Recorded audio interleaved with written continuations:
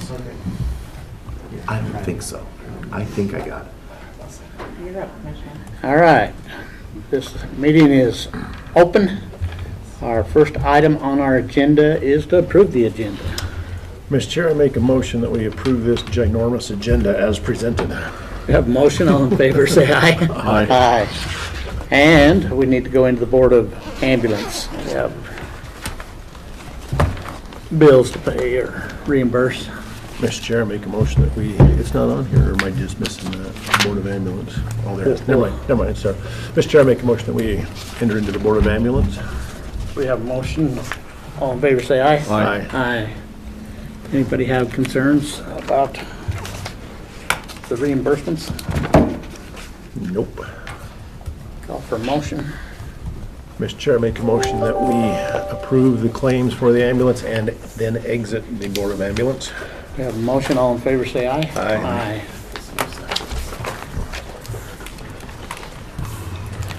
All right, next we have Commissioners' Report, and in this we have the regular Commissioners' Report, we have the credit card report, and we have health insurance.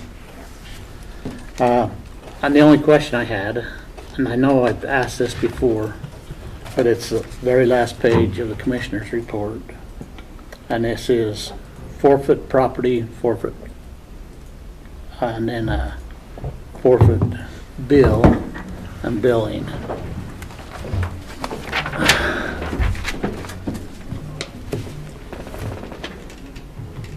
Oh, it's evidence. So what happens is when Sheriff's Office seizes property, then they hold on to the money in a seizure trust. Once the case has been settled, then they submit the monies to the appropriate bodies. Okay. So that's what that is. I know that we had talked about it before, but it's been a long time, and It doesn't happen very often, it caught my and eye cases take a while at the end of this one. sometimes to settle. So do you have any idea how long that's been sitting in the trust? I have to look. Okay, just curious. No. Just curious. The others, I didn't have any questions about. A motion? Mr. Chair, I'd make a motion that we approve the Commissioner's invoices, Commissioner's report, and credit applications as presented. We have a motion, all in favor, say aye. Aye. Aye.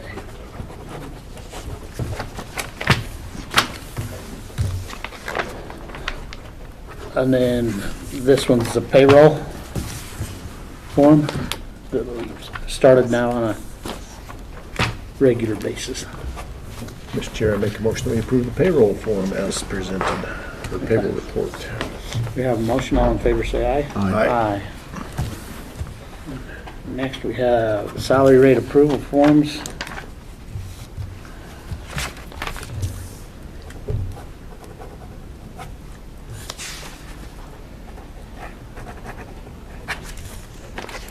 And this one is an exceptional placement also, is in there.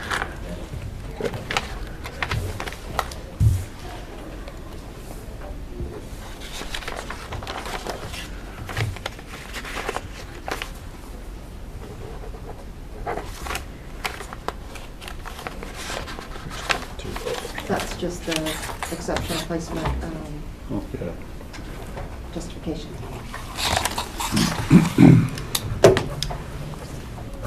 Mr. Chair, I'd make a motion that we approve the salary rate approval forms as presented. We have a motion, all in favor, say aye. Aye. Aye. Next, we have a mileage reimbursement claim. This is for a member of the Fair Board.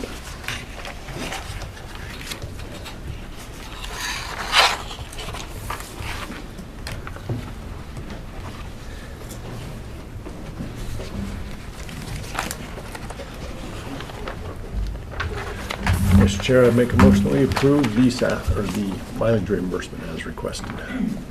We have a motion, all in favor, say aye. Aye.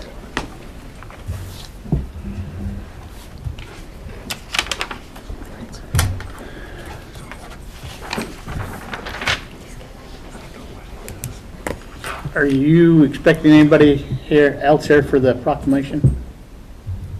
No, I don't think so. Okay. We're a little early, but we have the ability to go ahead and move forward. That's fine, yeah. Okay.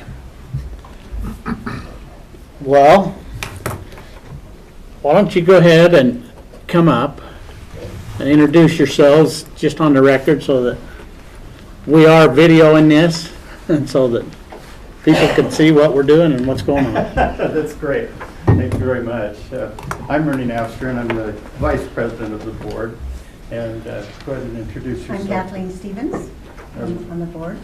I'm Christine Young. I'm on the board. I'm on the board also. And what board is this? Okay, Oh, this, Senior Activity Center. Senior Activity Center. All right, thank you. and we kind of feel like John's a member of our, well, John is a member of our board as well. So we really appreciate his involvement. Good, good. So we do have a proclamation. Do you want to read the proclamation? You go ahead, you're the Okay, chairman. okay.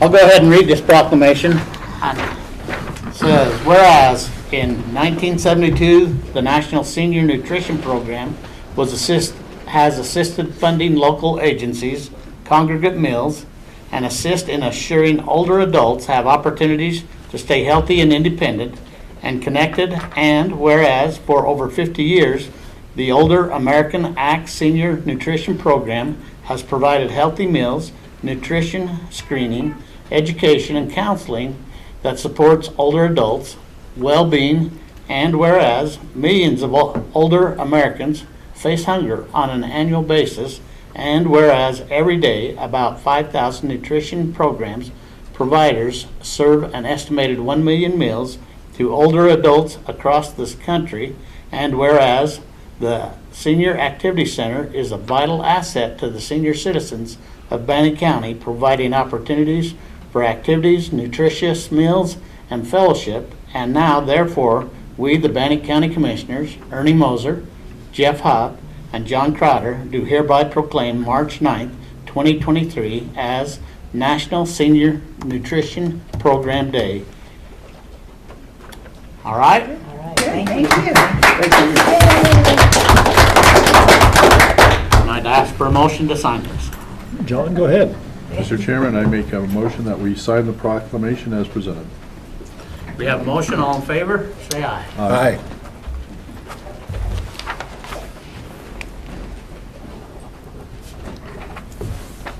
And they're going to want to take a picture with you here on this thing.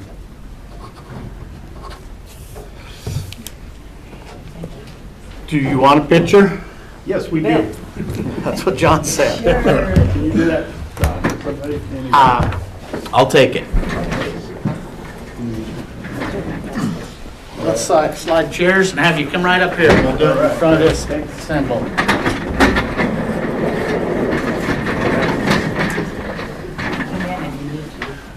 Yes, the seniors need this. Nice to meet you, Ernie. Ernie? We've met a couple times. Yeah, I know. It's nice to see you again anyway. Let me get on the other side. My brain is old, and so I Emma will. tend to have a hard time remembering these things, but. Good to see you. And supporting the seniors, yay. You see us? Everybody smile. All right, let me zoom in a little bit.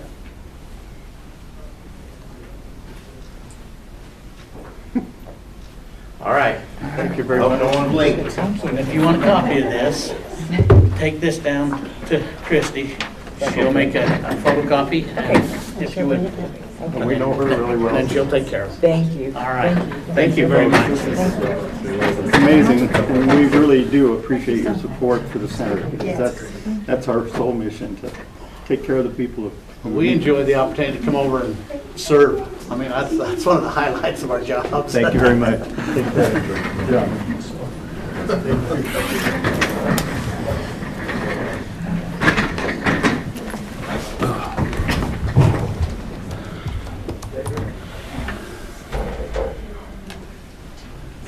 Okay.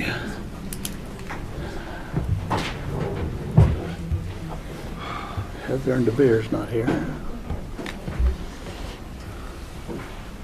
So, Scott's not here.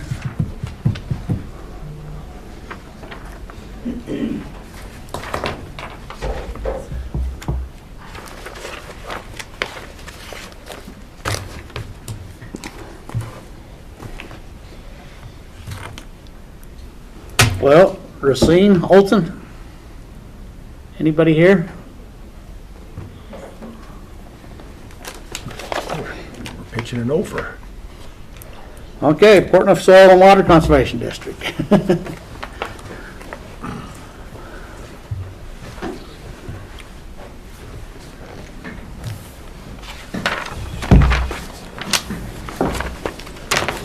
Good morning. Good morning. My name is Kevin Coster. I'm chairman of the Portland Soil and Water Conservation District. With me today is Charity Skaggs, our administrative assistant, and our newest supervisor, Justin Casperson. As to protocol, this is our annual report on our accomplishments, and of course, there's an ask at the end of that.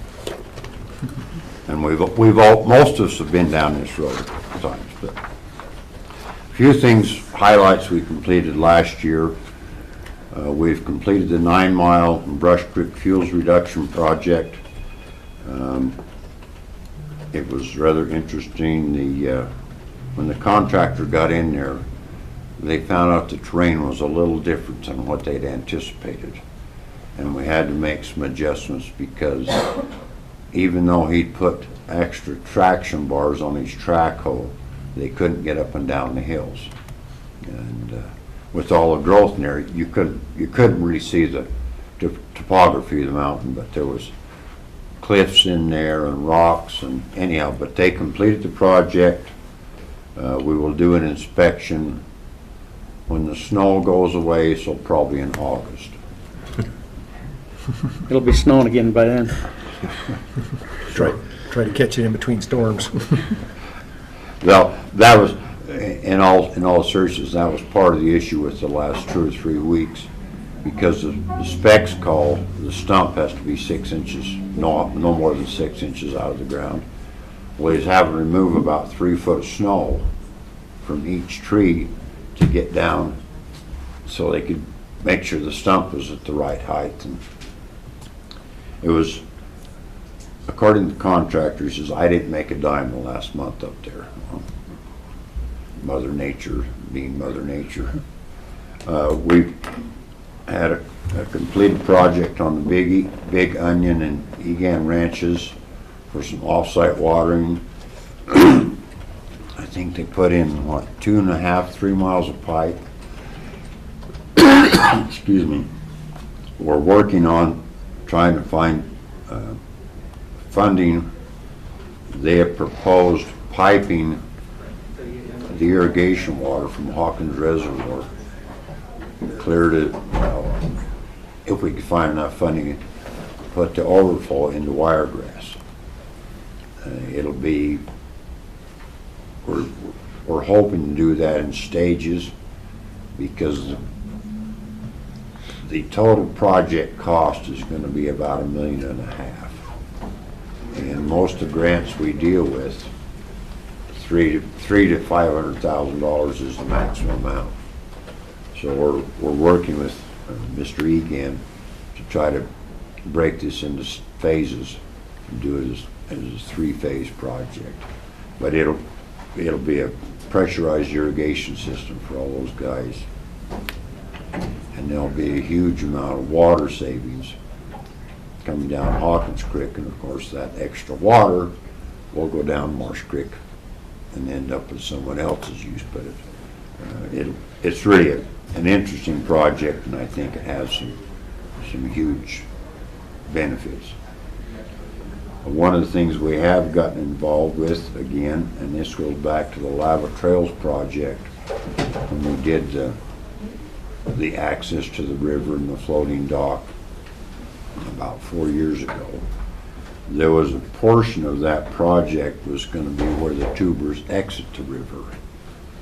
And there was some difficulty amongst the tube stand people who wanted to pay for it, how much they wanted to pay for it. Well, the temporary exit they had is gone. And we have committed $5,000 towards the engineering costs. And the City of Lava, the State Foundation, because it is on state property, they are working together And what we have told them, you find the engineer of your choice, because we realize it is an erosion and a water quality issue, that the district would pony up the first $5,000 of engineering cost, because they'll have to have an engineer sign off on it, because they'll be below the high water mark on the river. And the other thing that's a long-term project for us, and I've just been in a couple of meetings since, this is part of our 5-year plan, and we're hoping to do a drone survey of the Port Neuf River from the Gap to Income this spring, because we know there's some erosion and bank cutting issues in there. And what we're proposing is to tie that together and extend the greenbelt, either from Income back towards Pocatello or from Pocatello towards Income. We think by tying that into some conservation issues, we can find some added funding for that project that may not have been available to the city or the previous people working on the greenbelt. And with the growth, potential growth projected for Income, I think this is a project I think we can get our teeth into and have some fun with. But we want to do it. We have a partnership agreement with the drone program at ISU, and when the snow melts away, so we can get a good view, we're going to have the students fly that section of river, because we already have a couple of requests for conservation work in there, and so it looks like we can tie that thing together, but it's going to be a long-term project. And of course, we'll have to get support from all the landowners along the river and the city of Income, and the city of Pocatello is all for it. And part of the reason they're all for it is outside the city limits, so they won't have to be coming up with any funding. But they're sure going to write letters of support. But they've been really good to work with. Well, this ought to be a good year. You'll find out where the high water mark is. I think it's going to be everywhere, Mr. Moser. It's, well, up where I live, top of Fish Creek, I think we're looking at 5 foot of snow on the level way. And I've only been up there for 74 years, and I've never seen this much snow in that valley. We used to have fences. I think they're probably still there, but we just can't see them. We have got 7-foot elk panels around all of our haystacks, and we've had to actually go put panels around our corrals to keep the elk from coming in to our calving barn area and loafing shed. And I've had to go take a Caterpillar dozer 3 different times down along the fence to move the snow away from it, because the snow was so deep the elk could walk over it. And keeping in mind these panels are 7 foot high, and I run out of places to move snow. Yeah. Finally, the fishing game, they did decide those elk need to be fed, so we've worked out an agreement with them to buy hay from me, and then we're feeding. We actually sent them a video about a week ago, but it was a large mature bull out in a low spot. He could make 4 lunges and have to stop. And when he stopped, the snow was almost to the top of his back. And the one biologist that we sent the video to, his response was, "That's kind of hard to watch." And we told him, "Yeah, we're watching that every day. Yeah. You folks need to do something." Anyhow, that's where we're at as far as the district is concerned. We'd certainly be willing to, or try to answer any questions you might have. So talk a little bit about, John's new, so talk a little bit about the organization and your goals. Okay, we deal with conservation, soil and water conservation on private lands only.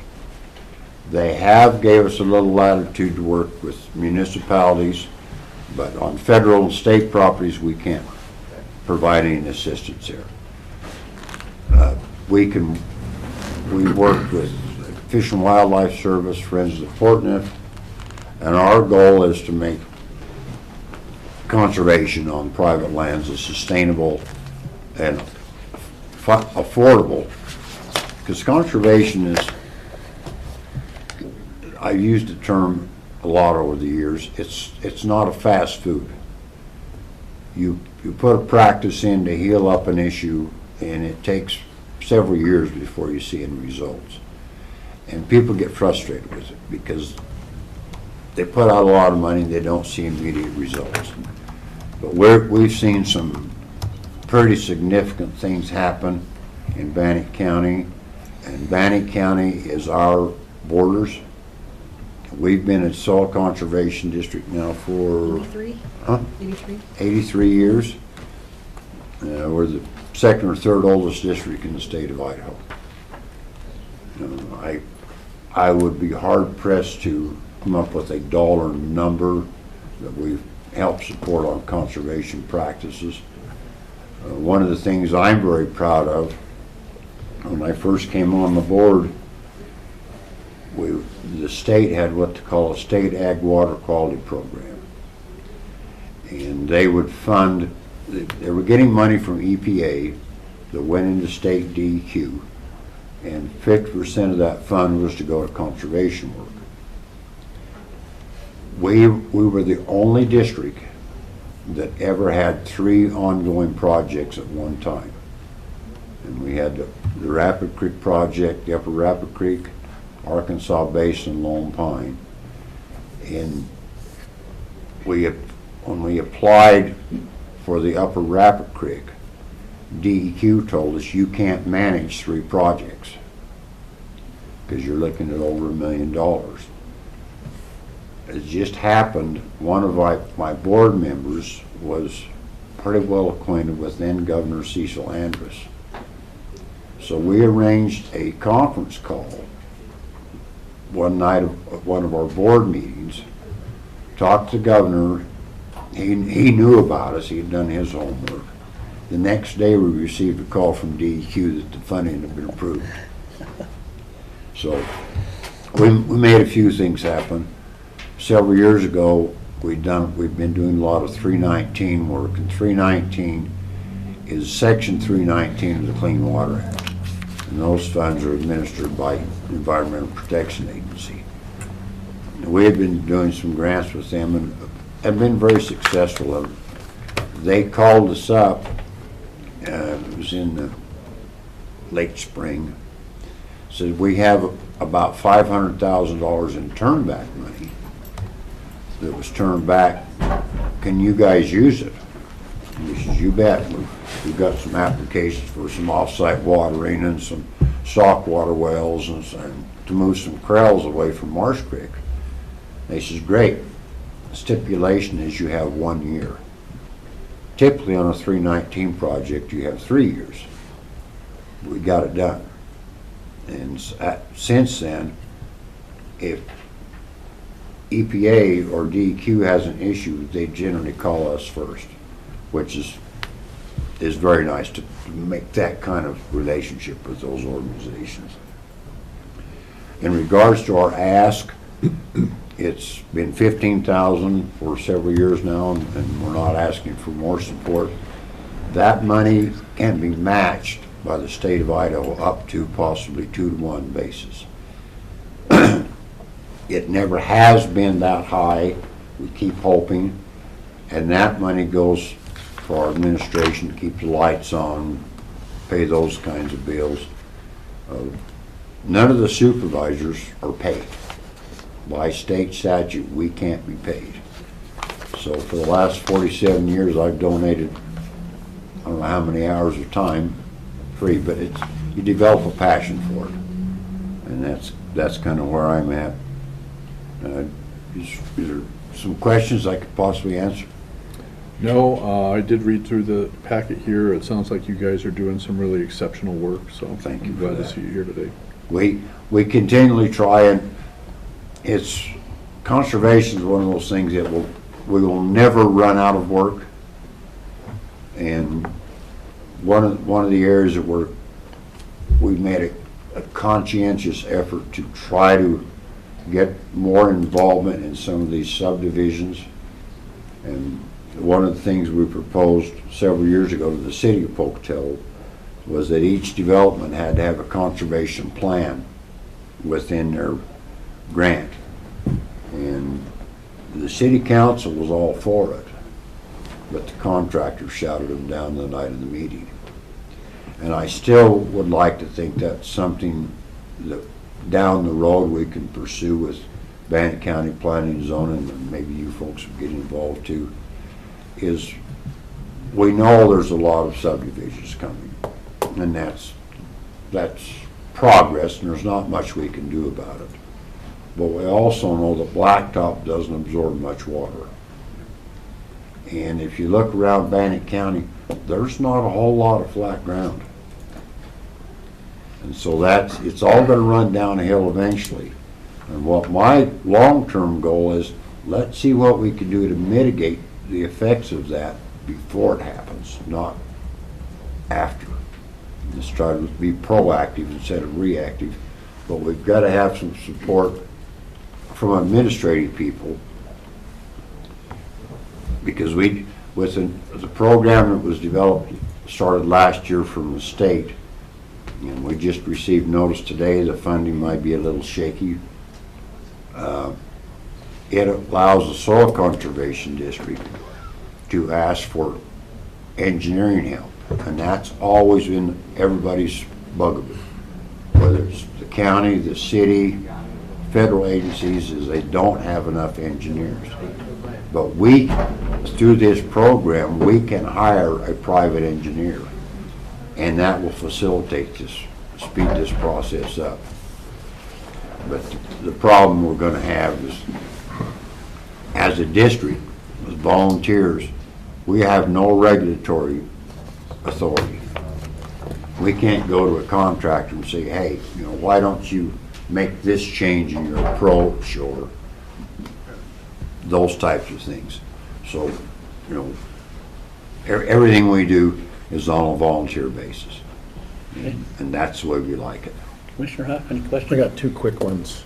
On the lava exit, where are they gonna move that down? I know we've talked about that. Are they moving it, or are they gonna do it right where it's at? Commissioner, after the last discussion I had, and in full disclosure, my youngest son is the director of the Lava Foundation, so we have a pretty close working relationship. But they're looking at now, because of probably potential high water, putting in a temporary at the same exit point. And then as the water would recede this fall, going in with the permanent. For the permanent one, are they looking further downstream? No, I think they're looking at the same location. I've kind of been pushing for a little bit further downstream. Well, they have done, but and there again, the tube stand people have gotten involved finally, because they realize it's a liability for them. But with the shuttles are running now, if they move it down farther, they're not sure where they can turn those trailers around. Well, I talked with your son about a spot that I was willing to use for that, because the trailers are the big issue, Yeah. not necessarily the tube And stands. I haven't talked to him about it for, I guess, 3 weeks, a month now. Okay, must have been about that And long since I'll handle it. I try to stay out of his business as much as I can. When you live in a small town, and one of your children's in that position, I get a lot of questions about it. And it's pretty easy to say, I don't know. Okay, and then the last question, on the EGAM project, the water transport, Uh-huh. how much protection will that give those downstream farmers and/or the people that water project will serve, should the Twin Falls Canal Company do another water call? I can't answer that, sir. That, right now, that's the big elephant in the room. No one knows what's going to happen. What we have told the irrigation company is, before we would move forward with a lot of time for grant applications and that, they had to have, we sent them a form, agreement signing from all shareholders of Hawkins Creek.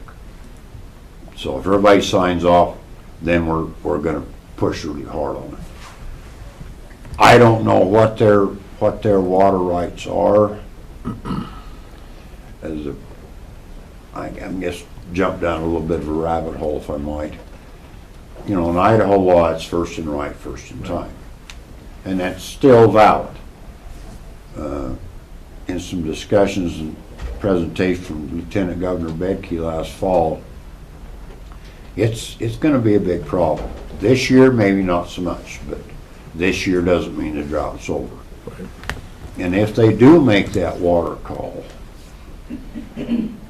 yes, Chobani, the city of Twin Falls, the dairies, they have junior water rights. Right. But in reality, we're gonna shut Chobani down to raise potatoes, or a field of corn, or irrigate a meadow on Marsh Creek? Probably not. Probably not gonna shut down the city of Twin Falls or the big dairies, because that drives their economy. Right. And that's the reality. And that's what I've talked to several legislators this winter, and that's what they're struggling with, is, you know, how do we do this? Back in 1996, Governor Bannock asked me to serve on a task force, and they were going to re-examine and reevaluate Idaho water law. And at that time, the Conservation League was after it, and Governor Bannock was scared of him, John Markle's group. And we struggled with that for about 5 different meetings. And we finally told the governor, we don't have, because it's all got to be politically based. Right. And Well, I'd make sure that we can use the water here and not put more water that's going to Twin Falls. I mean, exactly, the poor enough area of the range, all their water got shut down a couple of years ago. But there last again, year. the reality is, on the information I have, the Northside Irrigation and Twin Falls Canal Company have the largest and the first rights on the Snake River. Correct. Right. And if you go by the law, you can't defeat that. Yeah.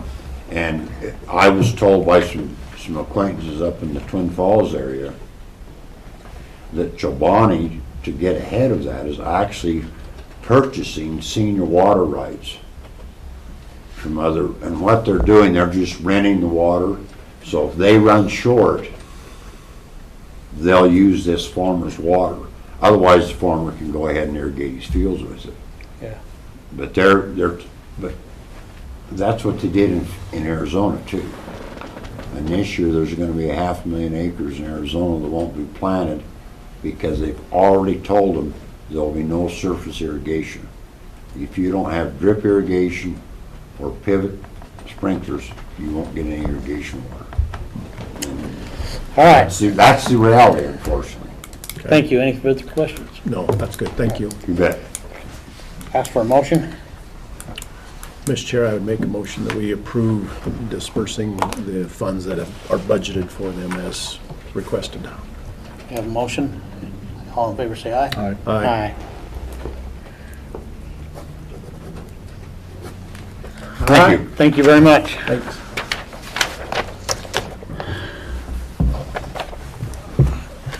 DeVere and Heather.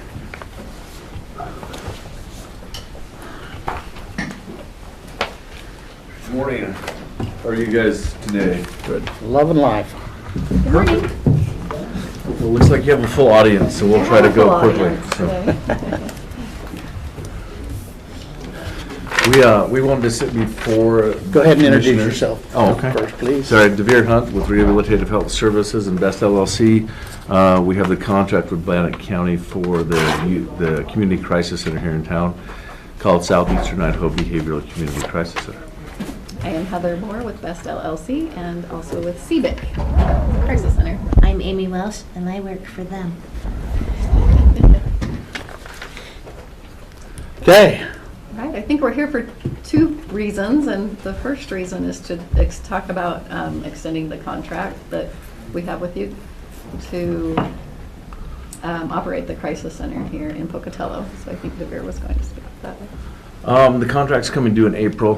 We know that, I believe that you guys have already re-signed your contract with Department of Health and Welfare to last through April of next year. The reason we find ourselves in this position is because the state currently has an invitation to negotiate where they're managing and changing how the crisis centers are funded in the state. Currently, they're funded through a fiduciary government entity, which is Bannock County. The plan moving forward is that that will fall underneath the managed care company, which is currently Optum.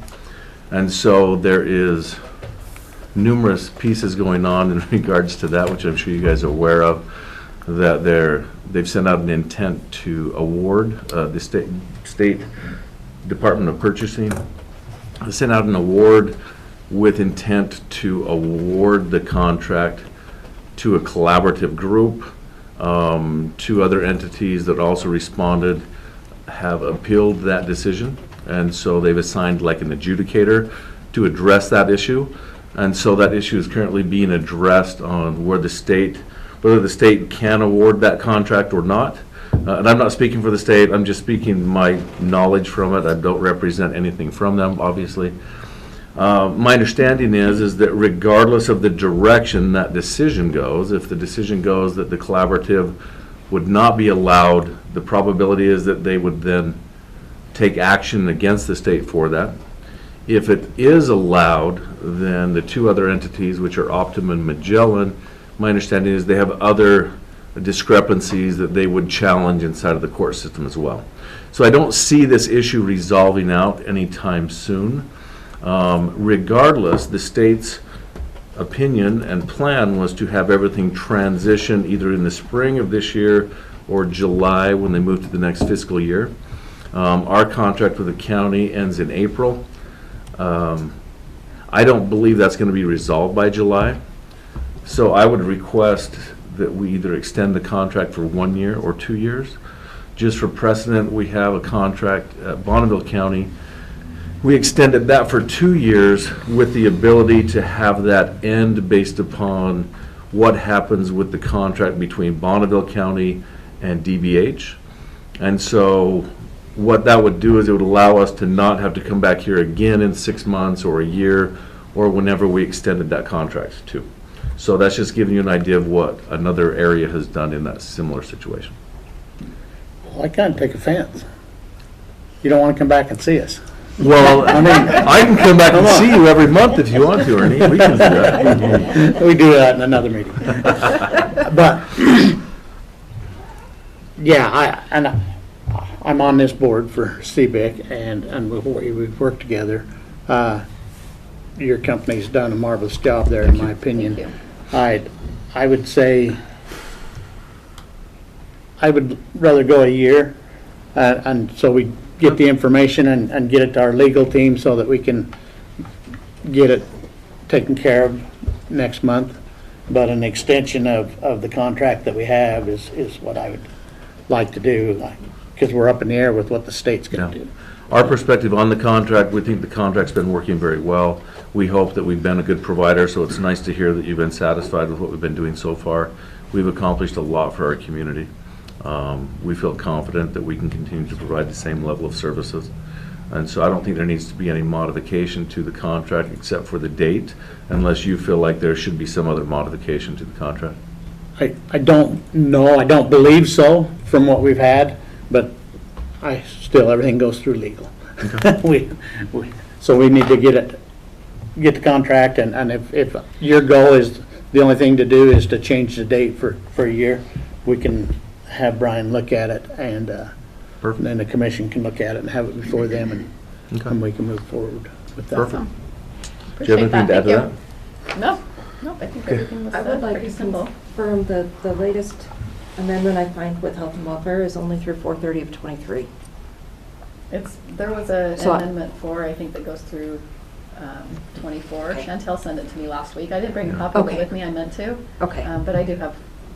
Okay, I just don't probably have that in my email And I yet, think- so I I think- just want to confirm that Yes. before. I think the state sent those out in like October or November of last year because they were seeing that they weren't going to make that deadline. So But like Heather said, We'll just Chantel, get- and you can chase We'll that get up. with Chantel. The latest one I see in my email is from September of '22, and it just says through 4/30 of '23. That's what I had as well, so I had called Chantel because I was Okay. doing some digging last Okay. week, just in preparation for this meeting.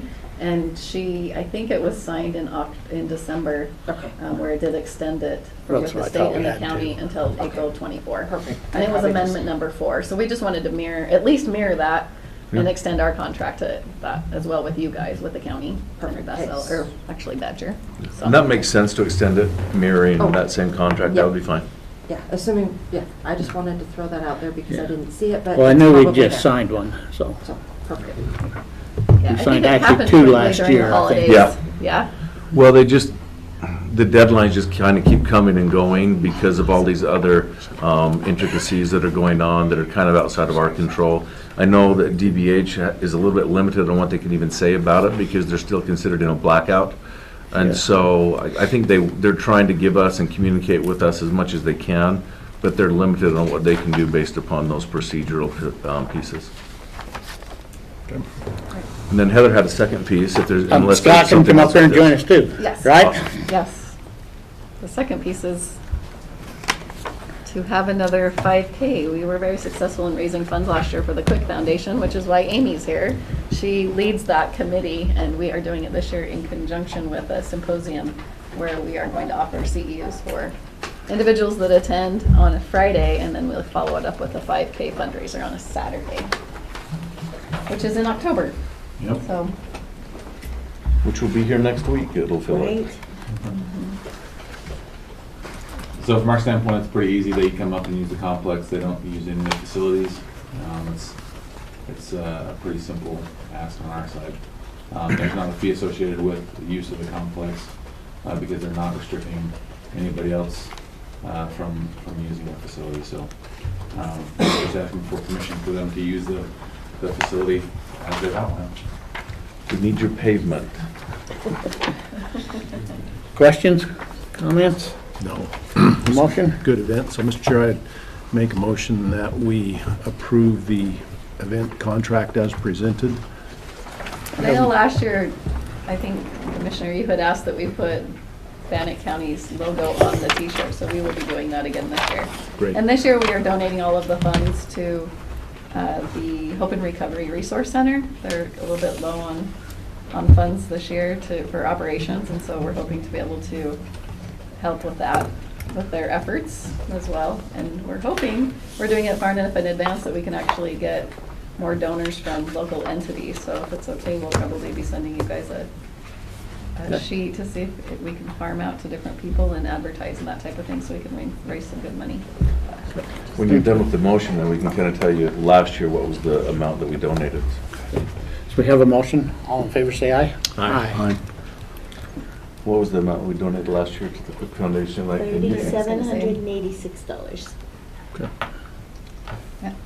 So, And then we- you coordinate this with Mental Health Month, week? Is It's that, in conjunction with Mental Health Week at ISU. They'll be running Monday through Thursday with theirs, and then Friday, we're going to have a symposium and we have speakers. Our goal is to give people some hope for recovery. Yes. Because that's definitely a mental health need. So we're going to work together with ISU. They helped us with the 5K last year. And we've done this, we're in our 8th year of doing a 5K fundraiser in Idaho Falls, and we generally raise anywhere from $8,000 to $12,000 for entities. The reason I think, which we still gave a very generous amount last year, but we did it in like 8 weeks. So we're hoping that if we get started a little bit sooner, it will be more money that we can raise. And every year we pick a new entity. So if anybody has any suggestions for future years, we'd be open to that as well. So, well, it's much appreciated. okay. In just All right. over 7 years, we've done a little over $60,000 in Idaho Falls, so we hope to kind of move towards that piece, so. Yeah, we appreciate you guys letting us use the facility. It's awesome. Thanks, Scott. Thank you so much. Thanks. Scott. Thank you. Stay here, Scott, you're up. Thanks, Commissioners. Thanks. Thank you. See you guys. I'll slide over here just a little bit. Scott Crowther, Event Director, Business Manager. Teresa? Teresa here? Nope. Okay. How How about Brittany? Teresa Lopana. Yeah. That's me. That's you. Only for today. Okay. Sorry. That works well. So we've been approached by ISU ROTC alumni chapter about doing a fundraiser where they essentially use the facility to do a run as well. They will be using Pavilion 2, which they'll pay the full fees for the rental on that, and then use the complex to host their run. And so, you want to tell us a little more about your event and introduce yourself? I apologize.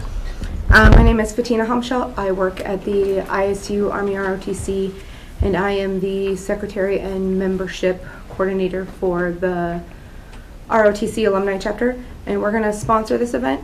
So we have a very large Army presence here in Pocatello, and every year the Marine Corps has their birthday ball that everybody hears about, and so this past year we got invited to go. So we had our own little Army contingent that went to the Marine birthday ball, and we decided when we were there that we wanted to have our own Army birthday ball. So the funds for this are going to go to offsetting the cost of starting up doing an Army birthday ball every year. We're calling it the Army Birthday Celebration. It'll be this year to be June 10th, and we're going to hold it over at the Bannock County Memorial Building. And we wanted to raise some funds so that we can offer tickets to some people that we know are low income, that we know are Army, some of the older folks that we know are Army and their spouses. We wanted to do a color run because we think it'll be a lot of fun. The plan is to come in at 6 o'clock, start setting up.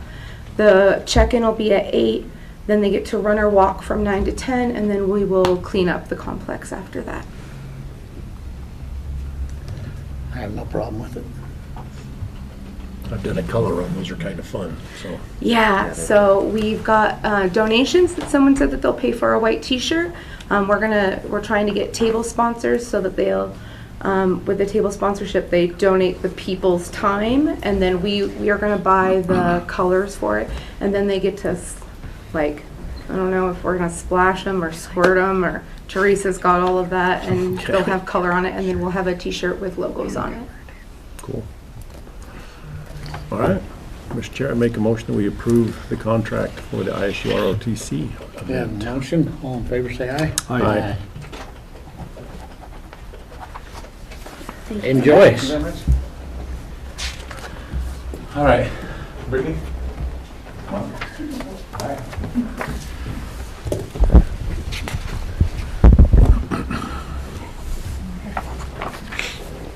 You don't mind introducing yourself to the record? I'm Brittany Hobson with Keller Williams Realty. I'm Jan Thomas with Keller Williams Realty. And I'm Liz Rucker with Keller Williams Realty. So last year, I decided to do an Easter egg hunt up at the county fairgrounds, well, right on that corner of those, the two parks that are on the corner of Olympus Drive and Fairgrounds Road. And I think you guys warned me it was going to be kind of bigger than I thought, and it was. We had about 400 people come, and it was a big success. And so we've recruited more help, and also Nikki from Snake River Doodles. She does the Easter egg hunt over at Franklin, and she does a lot with you guys, I know. So I called her, and she and her daughter are combining with us. And instead of doing it over at Franklin, we're going to do a bigger hunt up at the fairgrounds. And she's going to bring her therapy animals. That was something that I added that wasn't on that application originally. So we've got a couple of vendors that are going to come, and Sweet Antoinette's and Latino Bites. And we are going to start at 11 o'clock, and then the Easter egg hunt's going to be at 12. So there's no fee for this area of the complex, and it is a free event for the public. Last year, any fees associated were waived by the commission because it was a free community event. They did, however, pay the standard fee for any food trucks and food vendors. So that's, and that would be the same this year. And then we have run a lot of events with Snake River Doodles. They do our haunted house for us in the spring or in the fall. So they're good partners with the county.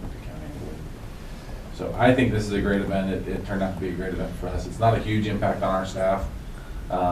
we just keep the lawns mowed and then let them come have a big party, so. So what if there isn't any lawns there? I know.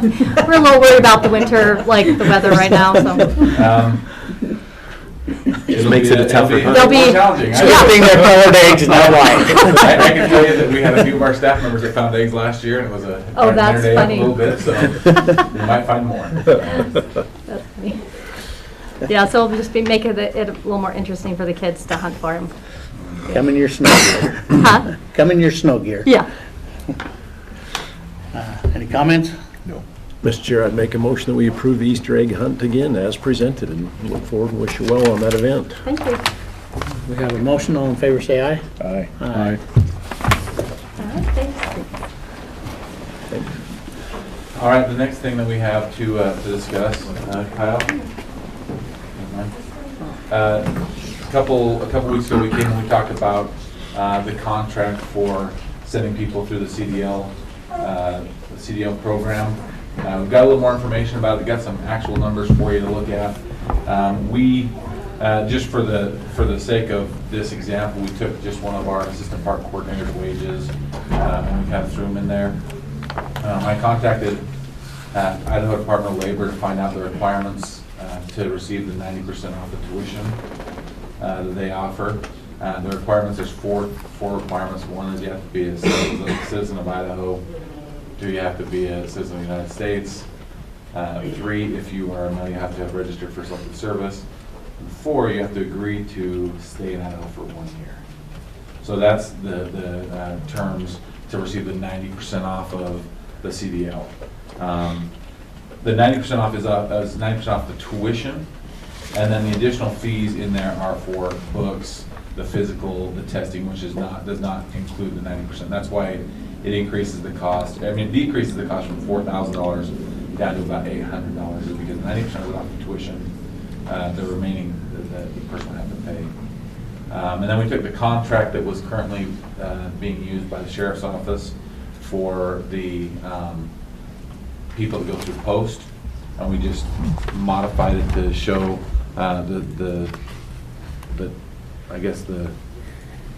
this situation specifically, so just the cost associated with this.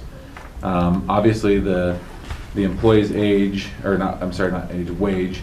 There's 2 different options. There's a 4-week option for people that have some experience driving trucks, and there's a 5-week option for people that have no experience driving trucks.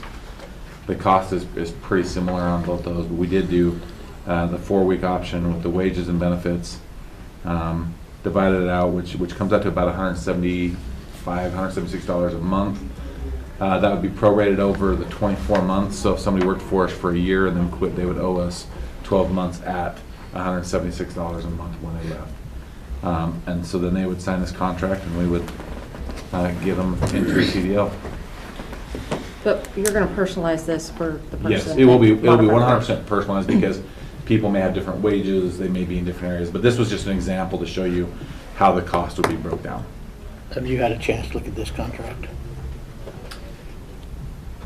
I'm not sure. It's an existing HR contract. They sent us the contract before, so I don't know if we sent it back through. We just modified an existing contract we already had. We'll just have Brian look at it, just confirmation there. Okay.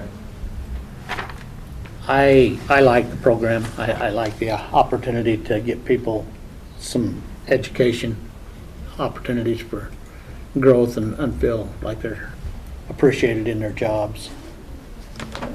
How many people do you think you'll have, Kyle, participate in this, or would you potentially have? We have 2 at this time. Scott, how many would you have? We have 1 right now, but I think we'll probably have another. We just don't have a lot of people with CDLs applying for our positions right now. So, so for us, I think it's probably going to be something that we would want to put people through, and it also helps us out a lot as far as retaining them for a little while. Okay. So the funding in each department. Mm-hmm. You talked with Christie? We put it in our department last year at budget because we kind of had anticipated this was going to come. And as a matter of fact, I think we We put the full overfunded it. amount. Yeah, we put the full amount in. Yeah. So if the individual applies for this, Mhm. gets the benefit, then he's It'll not be going to spend it all. a significant savings to us on that. Scott, I did have a couple suggestions Okay. on that. When you get a chance. I finished them this morning, so I didn't email them. Oh, it is all good. So I'd like to say, after review, but I think we move forward on the project. Do you want to approve a pending legal review? That way they don't have to come back? Yeah. Okay. Mr. Chair, I would make a motion that we approve this CDL program as presented pending legal review and sign off. We have a motion. All in favor, say aye. Aye. And on a separate note, Kyle, thank you and your team for helping out at getting the event center back up and running again. The dirt looks beautiful. And I understand we're using it. Oh yeah, it's back up and running, and it's full swing right now. I mean, people were anxious to jump back in there. I think the day we finished grooming it up, we had people within hours. We have pictures of people riding while we're grooming with the tractor. They're in there riding around. So it was a great thing. Without snow these days, No. so. And honestly, we could have done it without Kyle's guys. The other thing, we received compliments for your department on snow removal and stuff. We had a community meeting in Ingham on Tuesday, and that was one of the things that was brought up, that how much, the only question that was asked is, I don't know how that patrol operator can come this close to my mailbox without hitting my mailbox. Consistent. But he does it every time. So tell you guys thank you. In one of them. Tell you guys thank you. Okay, Yes. thank you. Time and effort. We can go ahead and go into executive session on this next item. Mr. Chair, I'd make a motion that we enter into executive session under item code 74-206. Which one is that, the F or which one do we have marked down? It is two of them. B B? and F B and is what F. the suggestion is. Commissioner Moser? Yes.